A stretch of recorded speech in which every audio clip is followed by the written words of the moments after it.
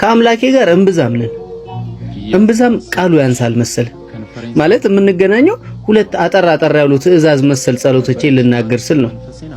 አንደኛው ለእናቴ አጸደ ገነትን፣ ሁለተኛውና ዋነኛው ደግሞ ወደፊት የምወልደው ልጄና ልጁ አሁን ላይ የምታወቅበትን ደርባባዬ ንፍጦ የሚለውን ስሜን እንዳይሰሙት ብቻና ብቻ ነው። እኩለ ሌሊት የደርባባዬን ስም እየጠራው አፍንጫዬ መቆጣጠር ያቃተውን ነገር ችላ እያልኩ ማልቀስ መታወቂያዬ ነው። አሁንማ የሰፈር ሰው እንደ ምልክት መጠቀም ጀምሯል።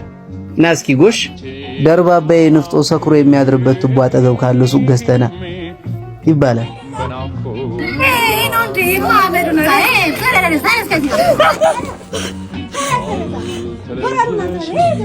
ደርባባዬ ንፍጦ ብሎ ያወጣልኝን ጠላቴን አላውቀውም። ብቻ ግን ሲጠሩኝ መዞር ጀምሬያለሁ። ማፍቀር፣ አፍቅሮ መሰቃየት፣ አንድን ሰው ነፍሱ እስኪጠፋ መውደድ እንደ ኃጢአት የሚቆጠርበት ዓለም ላይ ሆኜ የኔ ደርባባዬን ማምለክ የኔ ደርባባዬን ብዬ ራሴን መጣሌ እነሱ ጋር ሲደርስ ቀልድ ነው። ያሰላሰልኩሽ ከንፈሬን ሳኝከው ነበረች ማለት መንፈሴ ገና አወቀው የሰቀቀኖች የመለየት መርዶ ጣልሽብኝ ፍቅሬ ቆይ የሐዘን በረዶ አልተለየሽኝም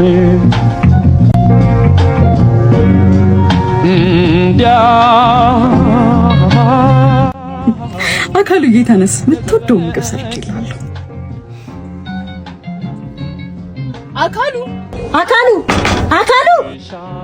አካሉ ውስጥ እንዳለ ካቃለው አካሉ እየሰማኝ ነው። ስማ አንተን እኮ ነው አይሰማም። ይኸውልህ ነገ ባትከፍለኝ ቅራቅም በሆነ አውጥቼ የምወረውርልህ እሺ። ደርባባዬ ንፍጦ አንተ ጀነገራ ምን ይመስላል ይሄ? አለመግባት አልችልም። ከሁለት ትዕዛዝ አዘል ጸሎቴ ጋር የሷን ነገር ቁረጥልኝ የሚል ሶስተኛ ጸሎት ስላልጨመርኩ ይሁን አላውቅም፣ ማታ እያዳፉኝ ካስወጡኝ መሸታ ቤት ዛሬም ምንም እንዳልተፈጠረ መሰስብ እየገባው። ጠባቧ ማምሻዬ ሙዚቃ አስክሯታል። ኑሮ አልገፋ ያላቸውን ብዙ የቀን ሰራተኞች አጭቃ ይዛለች። የታለች ያቺ ገለሞታ? ባይኔ እፈልጋታለሁ። እሷን የማየት ሱስ ኖሮብኝ አይደለም፣ እሷን ፈልጌ እንዳልመጣሁ እንድታውቅ ባይኔ ገላምጬ ላሳያት እንጂ። ዛሬ የሚታዘዘው ሌላ ሰው ነው። ያቺ ደርባባ ባለ ንቅሳት የደም ገንቦ ሴተኛ ዳር የለችም። ቆየት አባቷ ሄዳ ነው። ድምጼን ዝቅ አድርጌ ራሴን እጠይቃለሁ። ይሄን የቀን ሰራተኛ ለማማለል ቁልጭ የሚሉ ሴቶችን ገላ ባይኔ ፈተሽኩ። የኔዋ ደርባባ ግን የለችም። እኔ ግን አዲስ ህይወት ለመጀመር ለምን አላስብም? ለምን ከኔ አምና የምትቀበለኝን አልፈልግም? አሁን እቺ ምን ይወጣላታል? በርግጥ ትንሽ ጥርሷ 1/3ኛው ውጪ ነው። በርግጥ አይኖቿ የባለ ሱቁን አወል አይኖች ይመስላሉ። በርግጥ ግን ቆያቺ ደርባባ ጋለሞታስ እግሯን አንሻፋ የቆመችውን አስተናጋጅ በምልክት ጠሯት። ያቺ ሴት የት ናት? የቷ? ያቺ እንዴ እኮ የቷ? የድሮ ጮኛህን ነው? ያቻ ትልቅ ሀብታሙ በዴ ጋር። ሀብታሙ በዴ ልቤ አካባቢ ቀዘቀዘኝ። በድሉ ማለት ከዛ ሁሉ ቀን ሰራተኛ መሃል ሀብታሙ ነው። በነጫጭ የተደረደሩ ጥርሶቹ ያልተንበረከከ ሴተኛ ዳሪ የለችም። ከቀበሌ 3 እስከ ቀበሌ 7 ድረስ ሙሉ ሴቶች በድሉ ሲባል ያንዘረዝራቸዋል። የሰማይ አምላክ ጸሎቴን ስማ እንዴ ባካህ ድሬ ጥራኝ ከሀብታሙ በዴ እያሉ ይገጥሙለታል። ቆይ ግን ማን ነው ሀብታም ያደረገው? የሀብታም ቤት ዘበኛ ነው እንጂ ይሄ ዘበኛ አያት የኔን ደርባባ የኔን ባለ ንቅሳት እኔን ለመኖር እንድጓጓ አድርጋኝ የነበረች ንግስቴ ደሞ የኔ ይላለው እንዴ? እሷ የሁሉም ናት፣ የሁሉም ቀን ሰራተኛ። እዛ አንገት ላይ ጣቶቼን እንዳንሸራሽር የፈቀደችልኝ እኔ ብቻ ነበርኩ። ይሄ ሴት አውል ክፍለ ሀገር ያለው አጎቱ አንድ ነገር አድርጎለት ነው እንጂ ደርባባ ይበድሉን እንዴት ትወዷለች? የሀብታም ትራፊ እየበላ ሆዱ ሞላል እንጂ ሀብታሞቹ የጠበባቸውን ጨርቅ እየለበሰ አማረበት እንጂ ከኔ ከአካሉ ተሰማ እንግዱ በምን ይበልጣል? እኔ ግን ቆይ ክፍለ ሀገር ዘመድ የለኝም እንዴ?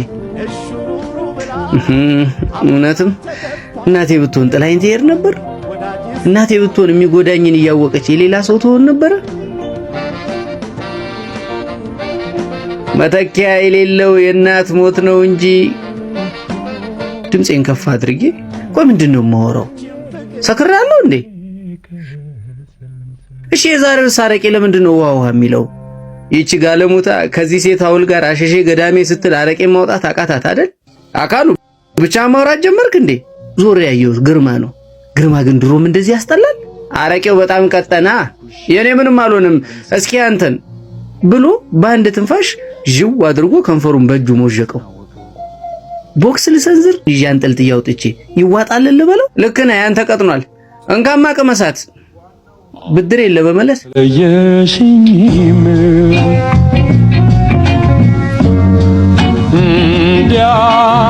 ነይ። አይኔ በንዴት ፈጦ ጠራዋት ያቺን ሸፋፋ። ምን እኔ የእንጀራ ልጅ ነኝ ወይ ውሃ የሚቀርብልኝ? ማለት የኔ አረቄ ለምን ውሃ ተጨመረበት? ውስጥ ያለው ንዴትና አለህ አግዞኝ በጣም ጮኩኝ። ሙዚቃው ተቀነሰ። ሁሉም ሰው ወደ እኔ ዞረ። ደርባባይም ጨልጠ ጠጥታ አፍን አትክፈት ወደዛ። የኔ ከዛ ሴተኛ ዳሪ ጋር መጣላቴ ነው አይደል እኔን እንድትበድሉ ያረጋችሁ?